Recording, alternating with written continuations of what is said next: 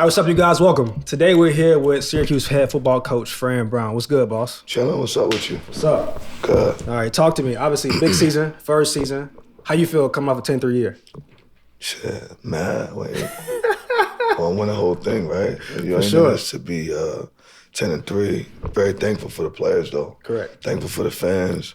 My wife and kids just like really being behind us and supporting us. Supporting myself and our football team. For sure. So like that meant a lot. I mean, I'm very thankful for the coaching staff. No doubt. Like our coaching staff legit, and we just keep getting better. You know, got more pieces to the staff. So I'm very thankful for that. You know, and I just feel like it's something for us to be able to build off of. No doubt. Yeah. And I heard your interviews kind of speak on that because obviously a lot of people, they do get excited about it. But I feel like you kind of even kill. Obviously, you want to do more. Yeah. And speak to that too. I mean, 10 wins for a first-year head coach is historic. But then obviously you talked about winning a national championship. Like, give me through your thought process, your vision for the program. Yeah, I just want us to, when you think about college football, I want to bring it back to what was a long time ago, right? To be thinking about, okay, when you go up north, who was up there? Syracuse, right? I think Penn State did an amazing job, Joe Paterno, when he put that on. Right. And, after him, it kind of dropped real quick. And then I think Franklin did a good job of getting it back, right?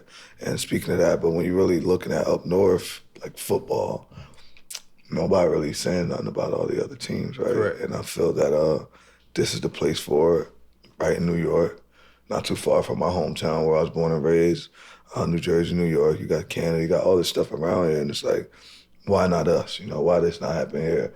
I've seen it done in basketball. You know, Correct. Melo came here and won something, was able to go get it done. So it's like, okay, it's time for a change and for us to bring it back up north where it belongs. For sure. Speaking to that change, what culture did you feel like you brought to Syracuse that allowed y'all to obviously show it in the field?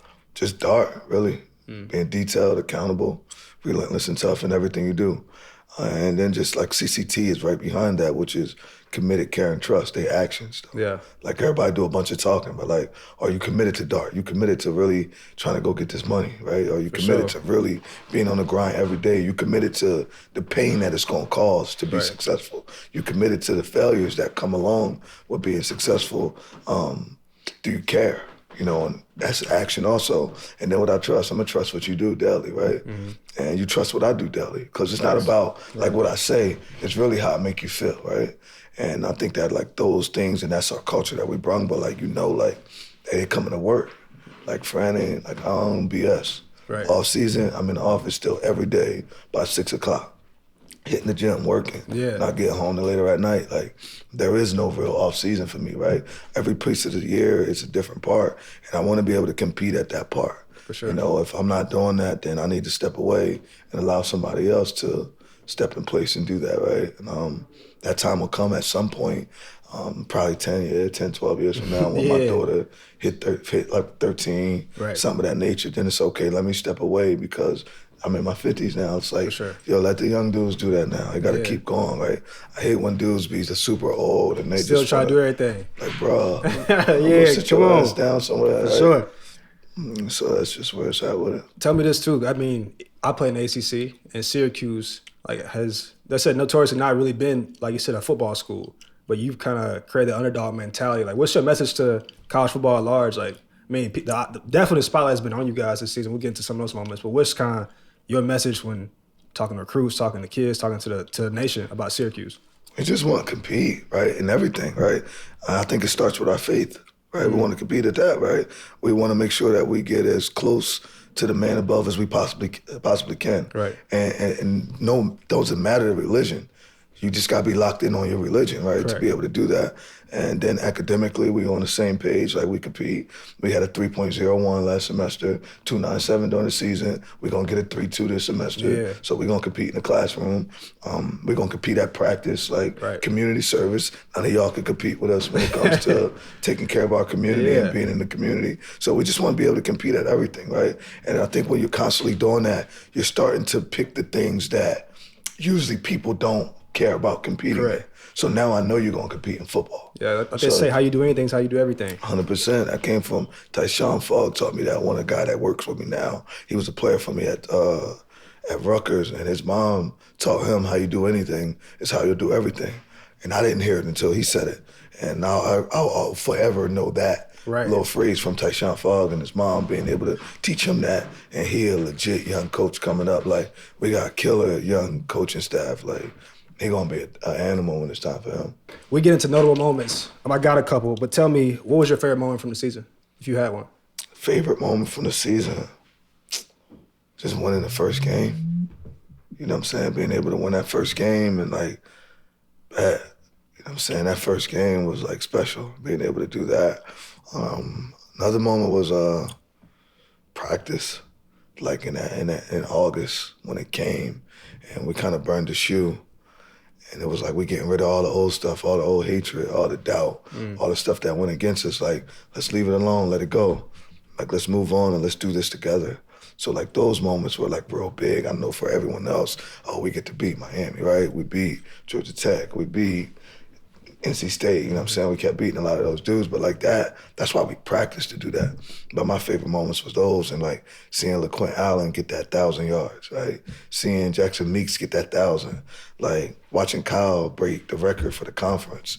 Like those moments was big. Like Fidel Diggs blowing that guard up when we got a chance to upset a team. Like those are some of the moments to me that really stood out. Was like, wow, you proud of them because you seen all the hard work they put in and all they went through. So like a lot of my proud moments is like really all of us, right? And then just turning around, being able to hug my son.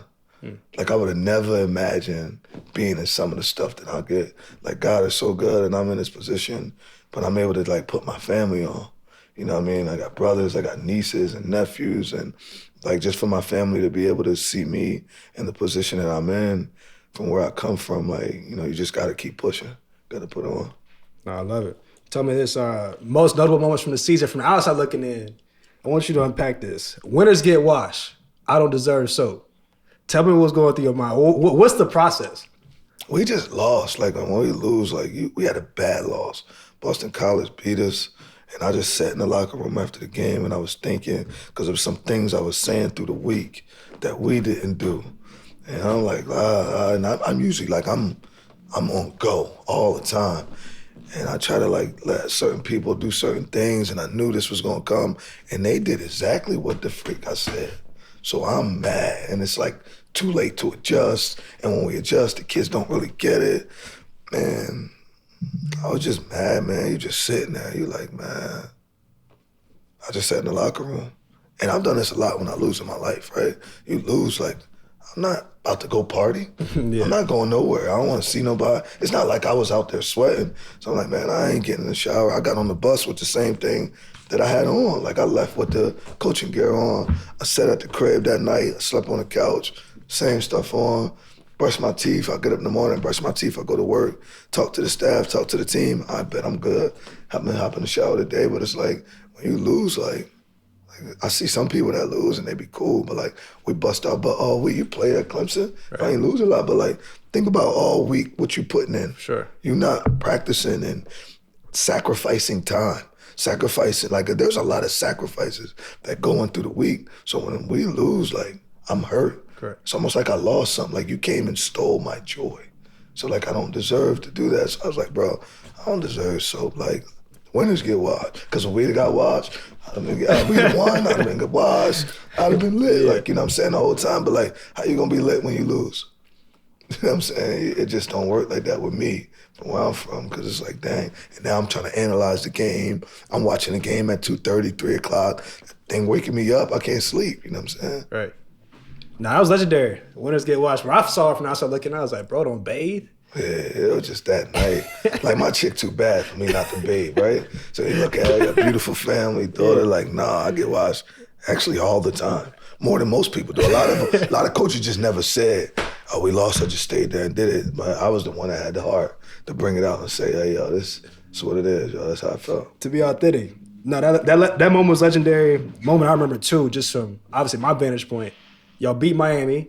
Clemson was not in the championship at the time. Y'all get us in after you shot the swing. I got you in. Walk me through that moment, because obviously Coach Swing, legendary guy in like college football. But to me, did you go into it with that? Like you was like, that was something on my mind already, because I was like, we were trying to get into the championship. What do we got to do to get in the championship? You've seen all these ways. these guys keep knocking them off, and these dudes lost, they knocked them off. So he like, damn, we can't go. So what happened with us if we win? And they just like, well, you'll just be ranked possibly this in the conference. You'll be 4th. But Clemson makes it. And I was like, oh, bad. Well, Dabo going to the chip then. That's my mind. Now, nobody thinks it, right? From our people here, everybody, oh, we knew it. No, you did. Like, not even nobody here except the people in our program. And it was, we got a chance to win, and I just knew, like, bad. And I seen they lost. So I'm winning. I'm like, damn, they lost. But no matter what happened, if Syracuse win, Clemson was in. So it was like, oh, bad. Like, it was on my mind. And I messed with Dabo. He's been trying to, like school me to the game of showing me stuff and all like that. Sure. And, you know, we both, like, faith-driven. So I was just like, yo, man, I got you in, baby. You know what I'm saying? Like, you owe me. Go win it. Now, it was more so go win it. Right. Like, I'm saying, don't just be like go win it, because they had the team to do it, right? They're a team that I've always respected, done a good job, and I'm rooting for him now. I hope he has an amazing year, except for the weekend they play us. It's going to be fun. Right? It's going to be fun. No, but like you said, I think Coach Sweeney, a legend. And, and like I said, even I'm trying to follow. He speaks highly of you as well, you know? He sees, like I said, that's the biggest thing when people watch you, the authenticity. You know, and the realness. Yeah. Even foreign players talk about you. Tell me, where does that come from? Just my subculture. Yeah, it's my subculture. There's no way that I could, you can't go back home. Like, I can't be fake. I have to always go to the crib. So it's not I can't go back and I got to see my brothers who we live together with, like, right? My kids, like my wife. I don't know how some people be being fake, and then your wife sit there and do it like, yo, y'all both fake that, because she allowing you to do that. So it's just like, I want to always be able to be myself, and I think it's so easy to be you, right? But I want to see other people win. Like, I genuinely want to see you win. I ain't even got to know you, like, if that's what you want, and you work hard work and faith. Yeah, I want to see homie win. Why? Because he work hard. Sure. Like, if you don't work hard and, like, you a sucker, like, I ain't even trying to be around you. Like, yo, you a bum. Like, what we talking about? You know what I'm saying? So it's just that, just who I am, and it's where I'm from. My like, Camden, New Jersey has raised me to do that. Right. We got to get this. All right, talk about spring ball. Spring ball right now is a hot topic. A lot of people backing out spring games, NIL stuff. Obviously, you came out and you saw what Deion said, and obviously you pro spring ball. Yeah. One, tell me, speak to that. People saw the tweet, but give me, like, from you yourself, what's the message? Like, why would we stop playing football? So if everybody don't want to play it, then, like, why not? Let's take it to another level then. Like, let's figure out how we can do it. They do it in every other sport. Like, every other sport, go and play games early, people going all across the country, doing different things, so why wouldn't we do it, right? And I'm always talking to Prime about stuff and just asking them questions and learning the game from them and teaching them. And I just feel like, so if they can't do it, how about we get with our compliance and NCAA get together, let us show y'all how it can get done. Right, allow them to go out there, and we'll go there. Let's send them for 3 days. We can teach the guys, because this could be a big piece of it. It don't just got to be football. We get them out there. We can do a financial literacy, right? There's a lot of stuff that we can do and teach these young men, and just have them together, staffs together, and then we just coaching together, right? Let's coaching them up, seeing different things where we can sharpen each other up, and then that way that'll help us be able to go and see who you really got on your team, right? And like, everybody's afraid of tampering, right? Like, bro, I love my players. My players love me. Is somebody gonna leave? Yeah. Am I gonna tell somebody to leave? Yeah, that shit, it go both ways, right? Like, the portal is 2 ways. You could go in, or I could tell you to go in. You know what I'm saying? So it's both ways, like, and I would love to do that. Like, I would love for us to do that. And I think it should happen, though, right? A lot of people should try and push at it. And if they want to see if it'll work, let us be the experiment. Because we're going to blow it up, right? Get to do it. Anything you do with Prime is going to be on another level, right? So he going to take it times 10, but then, damn, you got to happen to have Fran, who another real dude, and, like, James, like, that would just be, imagine a sellout at a spring game for real. So, like, oh yeah, that'll be sellout, and, like, it might be a who's who at the game just because, like, we in it with Prime, right? So, like, I mean, I think it's a good deal, especially with the players we got coming back, and then the players he has, and coming back, and that quarterback situation. We got a quarterback situation. Allow us to help to figure our quarterback situation out, right? And I think it's just a perfect opportunity for us and for our culture, right? Correct. It's a culture piece too, where you get Fran coming up, prime time, you know what I'm saying, get to go and do that. I think that would be no better event. That's my last two for you. On that note, tell me obviously people see you young, but then even Promise set that precedent. But as a young black head coach, like, how do you carry that, and what's your like inspiration to the next people that look up to you? Work, embrace your job. You may not like the job you got, but you need to embrace it to change it. And just work. And like, don't let nobody tell you how you got to follow this certain path or what you have to do or where you need to be at. Learn as much as you can learn in the job, right? I started out in operations. I started out operating while I was working in operations as the player development. I was also working as the environmental service manager at UPenn. So I had 2 jobs at night. I'm working that, players during the day, 2 jobs to be able to take care of my peoples, and I just worked. And then I got to push up, and I became a secondary coach. And it was like, yo, I'm watching the head coaches that was before me and the ones I seen, and I'm like, damn, if they doing it, I know I could do this. I want to be a head coach. Well, you might need to be a coordinator first. No, I don't want to do that. Y'all do that. I'm going to go be a head coach. Man, there was a lot of chatter. You hear stuff. You hear even people that you're working with that you think got your back, right? I was working with this one coordinator at Rutgers, right? I'm working with a coordinator at Rutgers. I'm trying to get a job at Temple at the time. I end up not getting it. He going to one of the other coaches. I can't believe Fran's trying to get this. Like, I'm laughing. He need a job the next year. Then, you know what I'm saying? It's the same thing. So it's like, but that be motivating me.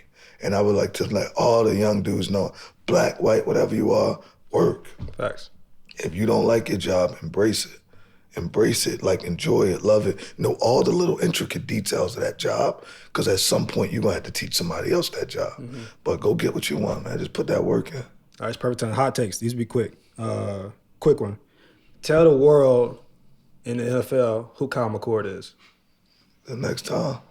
Yeah, like he a killer.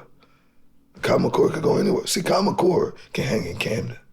Like, not a lot of these quarterbacks and all that, like, you're watching him hang in Camden, but he won't try to act like he's from Camden. But Kyle can hang in Camden. Kyle could also live in Medford, right? Mount Laurel, where he's from. Kyle McCord could go wherever he want, do whatever he want, but he's super intelligent. He made me a better coach. You know what I'm saying? Just because of listening, watching the game, he make you come to work every day with, you got to be on. He's in the building the same way the coaches was in the building. You know, he loved football. Like, that's just been in him since he was younger, and he's loyal, right? That's the one thing. When you get a kid that's loyal, that love the game, you don't understand it. And I know whatever happened, there's other spots and different things on it. See, I got to coach the little league version of Kyle because I knew how to bring the best out of him, right? I knew how to allow him to drop that shield. You know, everybody want to run around with, this is how a quarterback should act. Make sure you sit up straight. Make sure you don't. Like, man, don't relax and be yourself. Allow people to respect you, because what you say you're going to do, you do it. And that's who Kyle is. And without Kyle, this program wouldn't have been able to take off. And we're going to keep going because Kyle McCord came here and he came back home. And he baby Jesus to us. Pre-game music, what's Fran listening to? Pre-game? I'm going to play some Dirt. Okay. Kodak. And I got to jump back into 50. Gotta make sure you're playing 50 like Lil Wayne. So like me growing up, like Lil Wayne, 50, Jay-Z, Fab. Like, you gotta make sure you have Fab in there. But I was more so like on the G Unit. Like, yeah, I love 50 Cent, just the way that like he grind and came up. I didn't get shot or nothing like that, but I just I put that work in the same way he did. When he was coming out, I was in JUCO, and everybody tell you, like, that's all I listened to, how I work. And when I first heard it, I was like, how does this dude be switching his voice up? I ain't know. I'm thinking 50 was Banks, yeah, yo, and him, just the way it was going. But, like, I just listened to it all the time, and I used what he done as inspiration for me to keep going and keep climbing and grinding. So like now, like he got a fan for life, like Power. I'm locked in on everything with Power, Raising Kanan, Tommy goes, like whatever it is that he does, like I just lock in on it because I respect his hustle. I respect his grind and just how he done it. And he plays a major part into why I work hard, why I'm still in the gym, I'm still doing all the things I'm doing, because I see that, like, I don't drink, don't smoke, don't do none of those things that everybody do. They be like, why? Because I heard this back in '03, and then once I heard it, I was just, like, hooked to be able to do it and just on a mission to be able to try and get those things. So, I mean, that's important to me. For sure. We appreciate you coming on. We respect the time. I want you to sign off, and really to this is new facility, great season, big spring, who knows what could happen. really, what's the future of Syracuse football look like from your lens? We just gonna keep working. Like, if you want work, you're trying to become a true man and you want to be successful and not just be like all in the social media stuff. Like, this really the spot for you to come to. Like, if you really want to work, you should come get with me. If you don't really want to work, don't come here. Like, but this really a place for dudes that want to work and they trying to become men that's gonna run a household one day. Amen. Be safe. Come on. Appreciate you. Yeah.